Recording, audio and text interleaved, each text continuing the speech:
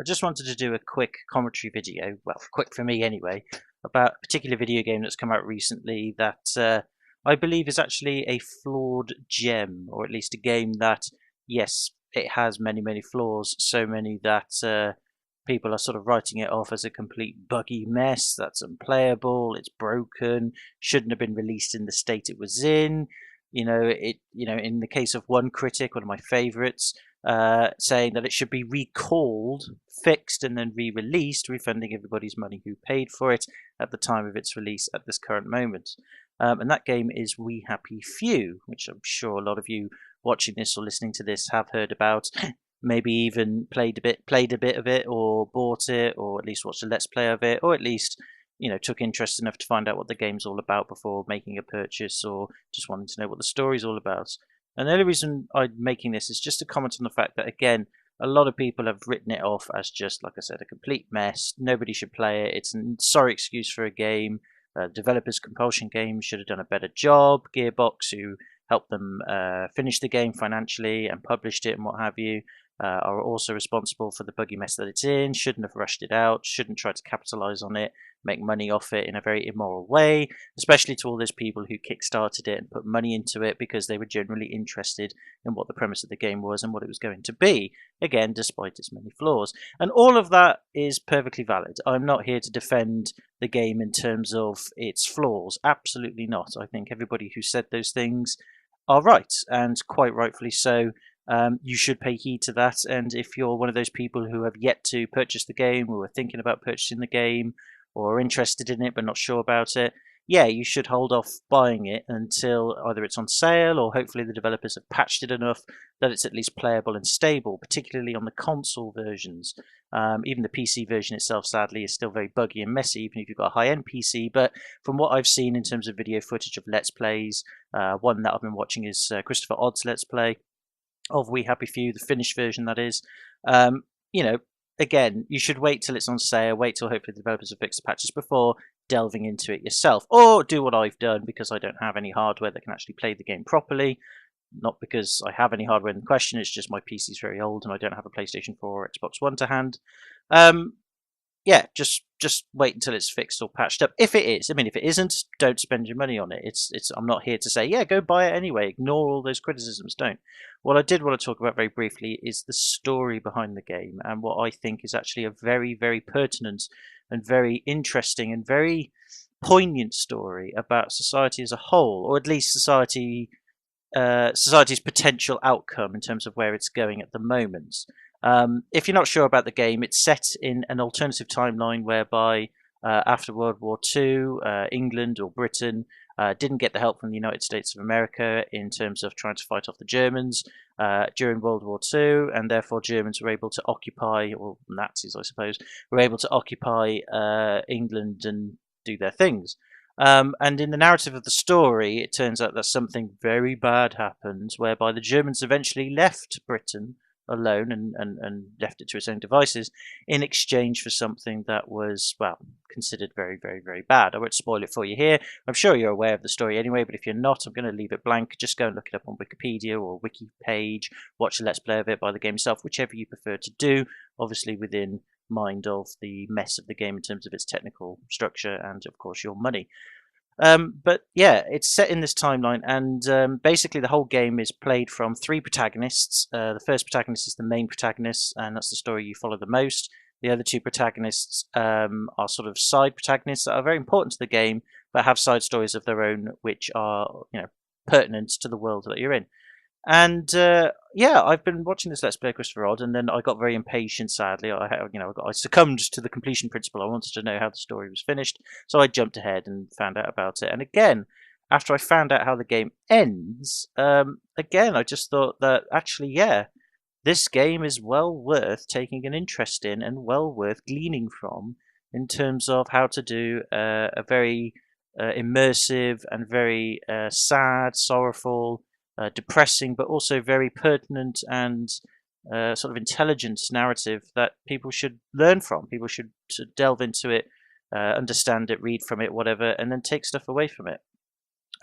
It is based on the works of oh god, what was his name? The author of 1984. I forget his name. I can't believe this. Is it George Orwell? I believe. I think that was the name of the author. I can't believe it. It's one of my favourite books of all time as well. I can't believe I forgot the name of the author. But it's based on 1984, the movie Brazil, and another work about a dystopian society, because it is a dystopian story. What I really liked about We Happy Few is how it tried to stay true to the narrative structure of those works that I've just mentioned, Brazil, 1984. I forget what the other one's called. I really am really annoyed about that. In that it is a very dark story, and it doesn't go the way that you think it's going to go as you're playing through the game. You get hints of how things are going to go, and you get drip drabs and narrative drips about what happened in the world. And again, I won't spoil everything for you. It's very interesting, by the way. But it also keeps twisting and turning in a way whereby when you do get to the end, you think, oh, okay. And it doesn't end on a note that's unsatisfying, or at least not from my opinion or my perspective. It does end on a satisfying note. It feels like the stories have come to their conclusion, and in a satisfying way. You don't feel cheated. You don't feel like, what, that's it? That's rubbish. It does come to a satisfying conclusion. And what I liked about it was the fact that it wasn't afraid to pull these dark punches in terms of telling a very dark and depressing story. And it still leaves certain things hanging at the end, but in a way where you want to know more. You want to know what happens to certain individuals, the place that you play the game in, and where it's going to go in terms of its future. It is really pertinent, and I think the lessons that you can learn from it, if any, if you choose to, or just at least things to think about, not so much lessons to learn, that might be too strong a term, but things to think about from it, things to take away from it, is that it really does identify the flaws of society as a whole today.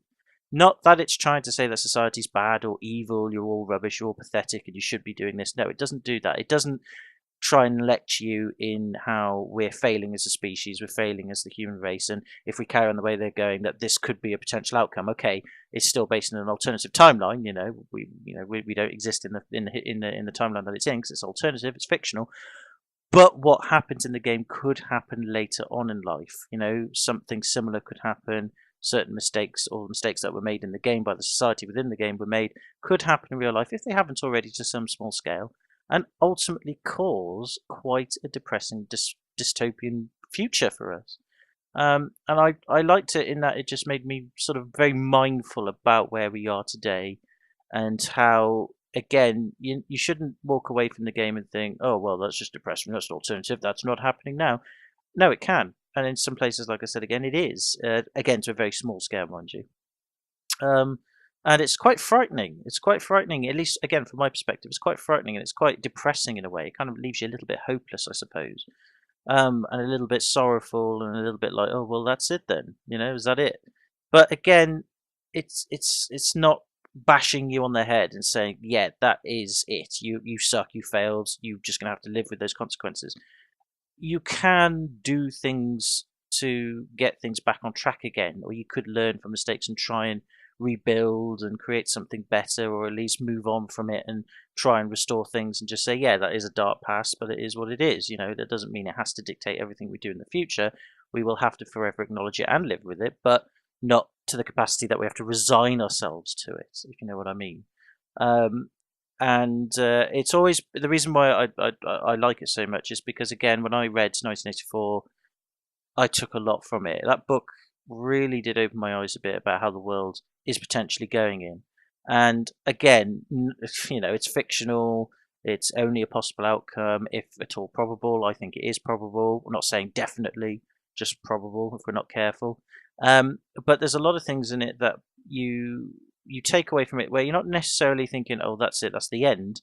Just, oh, okay, I better watch out for that. Or next time things happen, it's just trying to teach you to be a little bit more mindful about possible consequences, big consequences that is, of choices that either an individual or a group of people or even a society can make, and feel like that's the only choice you can make. That is the only direction we can go in, irrespective of whether you like that direction or not. You feel trapped, you feel enclosed, you feel that is it, that has to be that way.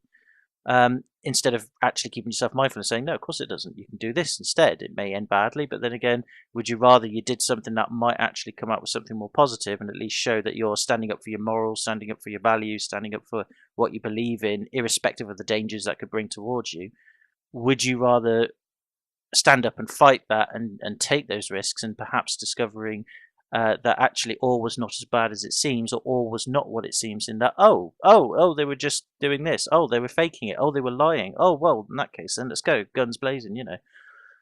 It's basically teaches you that not everything is what it seems, and again, not necessarily a negative way. It basically makes you a bit more open to questioning things around you, and that's what I ultimately think the game, in terms of its narrative anyway, is trying to teach, or at least trying to imprint on its players. But again, you have to sadly go through all of the buggy mess, the repetitive quests, the bugs, the crashes, the dodgy frame rates, the really poor choice of mechanics which work but don't quite gel together, so you're not quite sure what you're doing half the time, or you end up being presented with all these things you can do, and yet a lot of it's redundant. You can just do these simple things over and over again to get where you need to go to. It's a lot of conflicting ideas and a lot of sort of not conflicting again, I suppose. I was trying to come up with another word, but really not. It's a lot of conflicting ideas that don't work, and sadly, again, because of perhaps the rush development, or the problems in development, or perhaps the developers just had too big of an idea, couldn't quite get it to work, or a bit panicking about their backers from Kickstarter and all that, didn't want to disappoint them, and I at least wanted to get the creation out there in the hopes that it will somehow work out. Instead of perhaps taking responsibility and saying, no, we should really stop this, or perhaps we should shelve it, or perhaps we should just retreat away from it, really work on it for a couple more years or however long it takes, and then release it in a finished state. Yes, people will be pissed about the delays and what have you, but at least the product itself will be what we want it to be and accessible to as many people as possible. That's probably what they should have done. Not even should have done. Yeah, that should have been done. Again, I suppose I'll just sort of repeat myself there, but you know what I mean. They should have done that, at least from a pro-consumer perspective. But obviously, reality says no. But what I'm just want to say, this I'm going to finish up now, is just, I know I'm being deliberately vague about this, and that's because I don't want to spoil the plot elements in the story. And again, if you've read 1984, watch the film Brazil, and there's another bloody thing, I can't remember it, I'm so annoyed with myself. I'm just sort of doing this off the cuff while it's fresh in my mind, because I tend to forget. I would suggest, if you're interested in the game for now, if you haven't bought it already, don't buy it yet. It's not worth the 50, 60 quid or $60 or whatever it is for the game in its state. You will feel ripped off in that regard. Do heed to the critics who have said, yeah, it's a buggy mess. Why have they released it this way? Don't spend your money on it. I would heed that advice, unless you are prepared to take the risk and think, oh no, I want to find out for myself. I have the money to spare, or I want to take a gamble. It's my choice. Blah blah blah. That's fine. Do what you want. I'm just saying, be mindful. But yeah, if you want to do it, go for it. Or watch a let's play of it, or read up about it. But I thoroughly suggest that you do, because it is a flawed gem. It's a game that sadly I don't think will actually reach a lot of people all the way through in terms of its narrative and what it has to present for itself, because of its flaws. And again, that's its own fault. Not making excuses for the game, it is its own fault. But if you can find a way to get it cheap, or if you're prepared to watch a let's play of it, or read about it, do that. And I hope that the developers of this game, for all the flack they're getting for how unfinished it is, I hope they revisit it one day. Not in terms of patching it or anything like that. If they want to do that, that's fine. But perhaps make a sequel or a parallel story to the game, because I really think it deserves further exploration. I think it really does deserve some more time spent on it in terms of what they've set up. In terms of direction, perhaps parallel stories or a sequel in some way, not necessarily involving the protagonist in question. There are reasons for that. Again, play the game, read about it, whatever, and find out about that for yourself. But I hope they do, because again, underneath all of the crap that it has going for it, there is, very small mind you, but it's very powerful, it's very pertinent, it's very intense. There is something there that I think is relevant to today's society, and I really hope that a lot of players or viewers or readers of the game or watchers or whatever do get to see and experience and take away from. I really do. I think it'll be well worth your time. But like I said, do be careful. Don't take this as go spend your money and enjoy it. Don't take this as somebody who is defending the developers or defending the publisher or defending the game for its flaws. I'm not. What I am defending about the game is its story. It is very, very good. And I think it's a shame that it's buried under all of this crap about the game. It really is. Again, I'm putting the blame on the developers and the publishers. But at the same time, maybe they had no other choice, or maybe they panicked, or maybe they just didn't care, or whatever. It could be a combination of all those or one of those. But it's a really good story, and I really implore you to find out about it and take something away from it. That's all I wanted to say, really. And again, I'm sorry this is a bit of an off-the-cuff video, but that's what I wanted to say on it, and I hope you do. And if you don't worry about it. It's fine. I'm not going to say you're an idiot or stupid. I know some people get quite passionate and patronising. I'm not. Of course, I'm not. I don't want to. I don't need to. That's not the point of this. You do what you feel is best. You do what you think is best. You do what's best for you. You make the choice for yourself. And I'm sure most of you, about 99.9% of you listening to this, if you are, have done that. And that's cool. I respect that, and I think that's fine. But I do hope the developers somehow patch it and make it playable, or release a version that's fixed at a reduced price, and then people who've bought the broken version get all the patches for free. Would be quite nice. It shouldn't have to be that way. It really shouldn't. But make the best out of a bad situation. That's what I believe they should do. And I hope people really do get inspired by it and take something away from it. Perhaps make something from it. Not from the universe itself, but perhaps make something that tells a similar story, but in a more accessible way from a game's perspective. Perhaps make it a bit smaller, or make it a bit bigger, but you have the manpower, resources, and the focus to do it.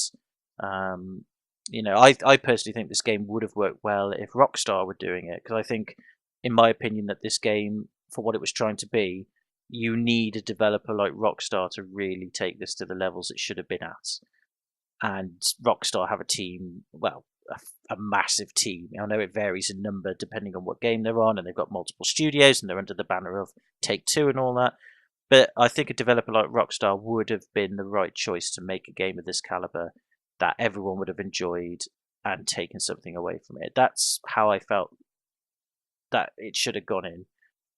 Obviously, of course, Rockstar not interested. They've got their own IPs, probably didn't think of it, probably don't care. That's again, not what I'm saying. I'm just saying somebody of that caliber, or some group of people of that caliber, would have been perfect for that game. And it would have been quite something to behold. Anyway, I'm signing off now. I've got things to do. And again, I'm sorry if you've listened to this ramble. Thank you very much. I appreciate it. Do what you must. But I'm just throwing my 2 cents in because I just wanted to, really. And hopefully you might take something away from it yourself, or just reaffirm what you've already decided upon, and that's absolutely cool. But again, I do appreciate it. So until next time, I'm going to say thank you very much for listening. If you have done, take it easy, have a good one. I hope you're well, and maybe I'll see you, or hopefully see you in another video. Until then, bye for now.